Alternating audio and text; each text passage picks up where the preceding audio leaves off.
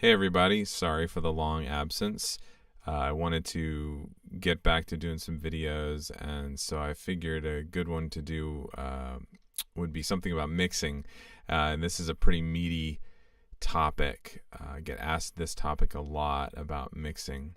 How do people get their mixes to sound great? Basically is the gist of the question I get a lot. And so I wanted to hit a topic that is probably one of the biggest issues that a lot of people have with their mixes, and that is the buildup of certain frequencies, or how to EQ certain tracks, essentially, to get that sound that you hear from a lot of professional mixes. Think about it this way: if you record a band, you have all different instruments, right? You have drums, bass, guitar. You have the singer, you've got horns, maybe, etc., etc. Those are all different instruments. They have all different timbres, textures, frequency signatures. I don't even know if that's a proper term, but you know what I mean. They all sound different. So when you mix them together, they each have a way of fitting in their own space. You know, you have to carve out some things to help them out. But a band is pretty easy. Now, an a cappella band, vocal band, whatever, an a cappella group, you have all the same instrument. It's all voices. Even if it's a soprano versus a bass, the human voice has definite characteristics. It's the same instrument. It would be like if you had a clarinet choir of bass clarinets and alto clarinets and soprano clarinets. It's still a clarinet. It's still the same instrument. So you have to help things out a little bit. So let me just show you some basic things. Here my purple tracks are my basses, and you can see the EQ curve here. There's a significant bump in the lower end, and then a lot of the high end, you can see from 1K on, is minimized and taken out. With EQ, it's always good to get rid of stuff versus boosting stuff. So you can hear this bass track here.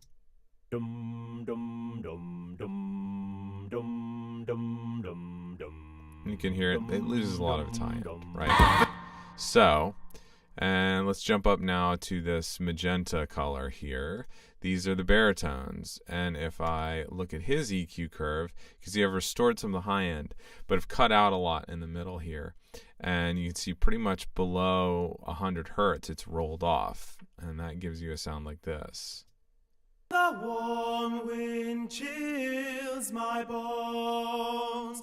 I read. Okay, and as we go up, now the tenors in this one, this brown color here, relatively the same as the baritones. They were in roughly the same range, similar voices. They fit together. We do that. Now let's get into the ladies here, the green altos here.